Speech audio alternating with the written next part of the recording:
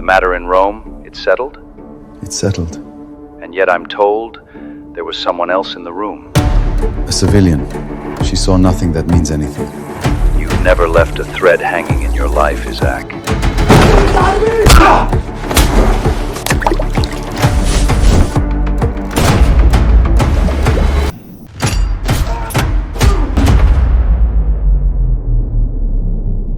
Hey guys, Vinu here, creative director and AI storyteller at Invideo AI. What you just saw was a glimpse of Penumbra episode 1. It's an Invideo original series and I made it entirely using Agent 1. I'm going to take you through my entire project and some of the key insights that I learned along the way. So let's get started. So this is my project. In the center, you can see that's my notebook. This is where I've done like hundreds and hundreds of iterations, back and forth, trial and errors, a lot of improvisations, etc. And that is why it's called a notebook. On the right hand side, you'll see all my agents deployed. I used around 20 to 25 agents for this episode alone. Some of them are still active because they're also being carried forward in the episode 2. On the left hand side, you'll see all the pages. Initially, I was using the pages to create sections like art direction, costume, etc.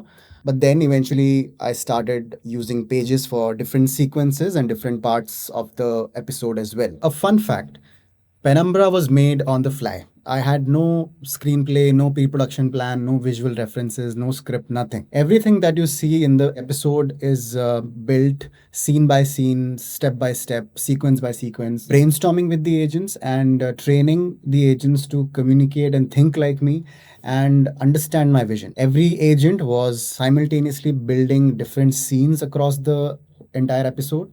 And that is the reason I was able to finish it in under 10 days, which is not bad at all.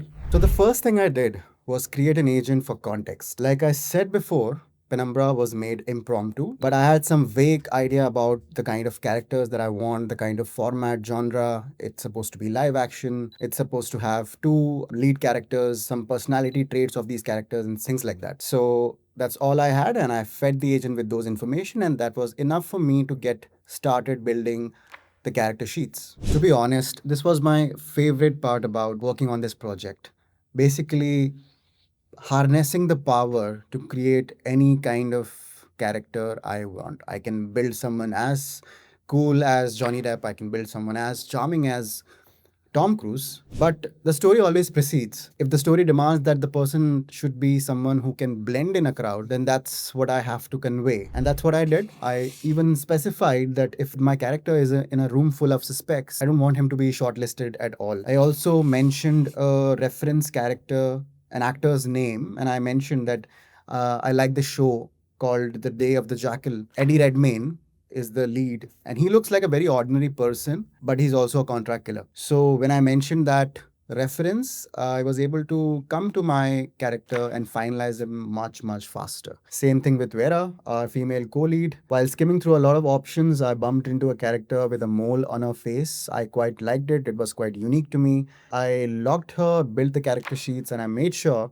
that along with the full body turnaround sheets, I also created face character sheets because that is going to help you achieve the maximum amount of depth and clarity while you are generating the shots. So when I was done with the cast, I was not able to control myself. I just wanted to begin the episode, at least the first 30 seconds of it, and which is establishing Rome in a very warm and calm way.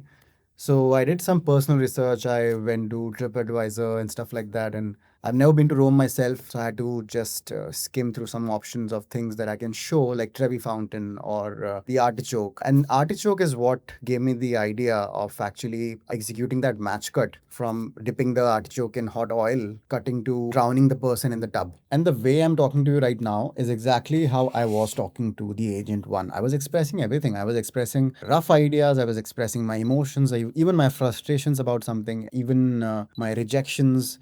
And I was trying to bring it on the same page, and 9 out of 10 times it was doing it effortlessly.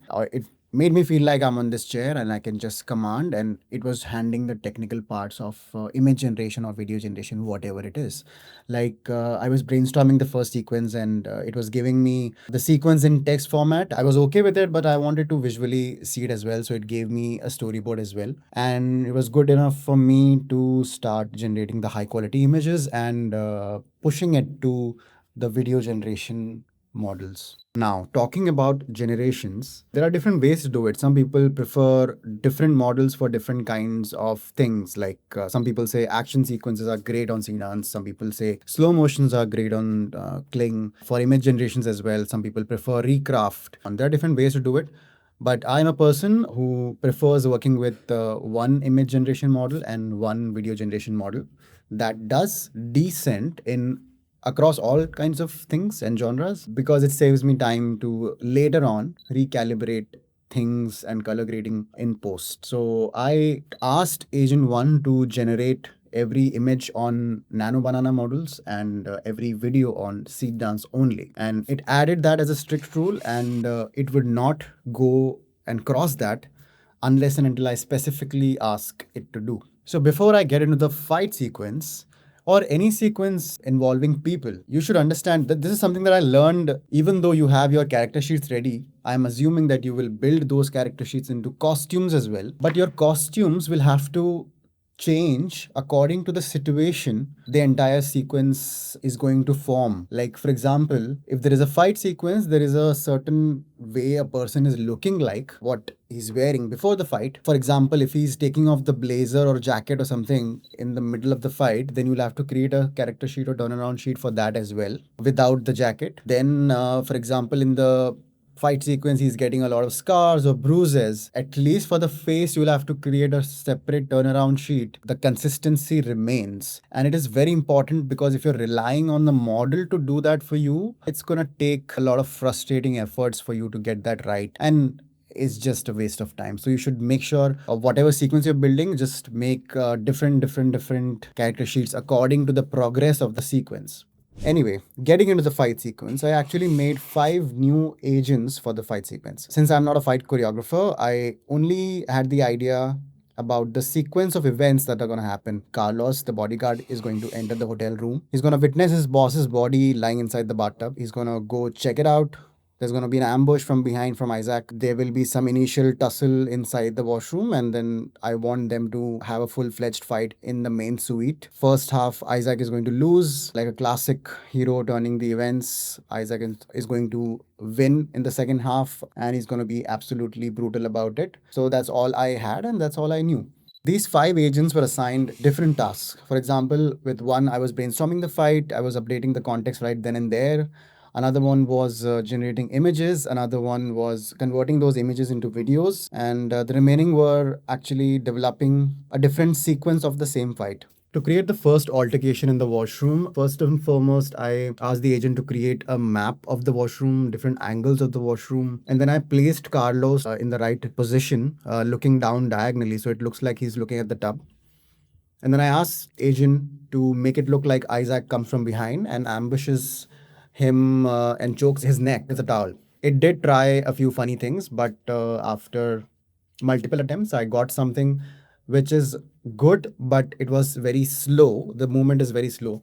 So in post, I sped it up. Once I had Carlos and Isaac in the right position, I just went bonkers and asked the agent to create them in the same position from different angles, different framings, tights, mids, in different parts of the washroom. And then I asked the agent to animate each and every frame, and I had to later intercut in Premiere to make it look like there's a lot of confusing, chaotic altercation happening inside the washroom. I also made sure that I ask agent for, while animating, the camera handling needs to be like war zone documentary style. So it's very shaky. So it looks like there is an altercation happening, but it's not coherent and perfect. But it does the job until the point they are getting out of the washroom at least. But this was just me playing around with the agent for the first time, witnessing the realism, the motion, and everything, and stitching it together on post on Premiere to somehow bring sense out of a sequence. until I discovered very efficient way of generating an output that is the most coherent and consistent in my opinion. So when I reached that frame where Isaac and Carlos are standing at the door of the washroom, I realized that that's the only frame I need to build the next 10 to 15 seconds. So the formula is quite simple. First and foremost, you need to attach all the mandatory elements in the prompt. You can also ask the agent to use those mandatory elements in the prompt while prompting it to see dance or any other model that you're using. What are these mandatory elements? First of all, the full body character sheets of the characters, then face turnaround sheets. Then there is a picture of the room where the activity is going to happen. 2 or 3 pictures if you are planning to switch angles or if you want the characters to go from one place to the other. So depending on your map, you will attach those pictures. But if you're not planning, don't overwhelm the model with extra unnecessary frames because then it tries to bring the output and incorporate that frame in your output, which is not going to end up looking good. It's going to end up looking very messy. Then you attach a key element, which is the last frame on your timeline. Basically, that is something that will feed the model and agent also to understand where do you need your story to continue from. And that's it. You don't need to actually give a lot of visual reference to these models. These are very highly creative and intelligent models that can actually surprise you with the kind of output. You would most probably get 7 out of 10 times more than what you are even imagining or expecting. There are 2 ways to do it. You can either ask the agent to attach these elements, and then you can also upload the last frame and then ask it to use that to prompt the model. But in that case, you'll have to mention the serial number. It's 65.8, 66.7, or whatever it is. To me personally, I don't like that. I personally download those images, the character sheets and everything, and I attach it manually. I ask the prompt, the seed dance prompt from the agent, and then I just attach those things myself. I like that sense of having control over the duration or the number of generations and so on. And then boom, like I get 4 generations, 99% accuracy. Most of the time I know that it will give me what I want. Let's talk about the knife sequence. This is something that I thought about at the last moment because I was thinking about how Isaac would execute Carlos, and that's why you would see a knife coming out of Carlos's pants, defying all logic. And to be honest, even for a traditional filmmaker, it is a complex sequence to execute. So I had to take some inspiration. So I went on the internet and found out some of the references. And I really liked the knife sequence from the movie Captain America Winter Soldier. And I was thinking, like, how would I explain this to Agent 1? So I screen recorded that section and I put it on Agent 1 and I asked it to study the choreography of it. And it surprisingly dissected it, ironically, without even using a knife. Talking about inspiration, the food sequence, not really taken or inspired from a commercial, but it's actually a montage that I like from the movie Once Upon a Time in Hollywood, where Brad Pitt is in his trailer, he's preparing some meal, he has a dog. It's just the feeling of that montage, the pace of the montage, and just his personality that I wanted to take. Everything else completely opposite. Isaac has a much larger apartment. Things are much more organized. Brad Pitt's trailer was very messy and dirty. Instead of a dog, I wanted to have a cat. So I uploaded the picture of my own cat and asked Agent 1 to create a turnaround sheet for her. You can see it there in the frame. The second element that makes the food sequence a little bit more interesting is the music, which is also something that I asked Agent 1 to generate. Yeah. And she walks in, cuts right through the haze. Red dress shining, sets the whole damn room. I shared the names of some tracks that I like. It was able to create something similar but original. So those were the key highlights for episode 1's breakdown, and I'm not going to sign off without telling you the cost factor of it. Considering credits as the unit, I burned around 18,000 credits for media generation and 8,000 credits for brainstorming with the agent. In total, it turns around 26,162 credits, which converts to 6,540 US dollars. But this is just a start.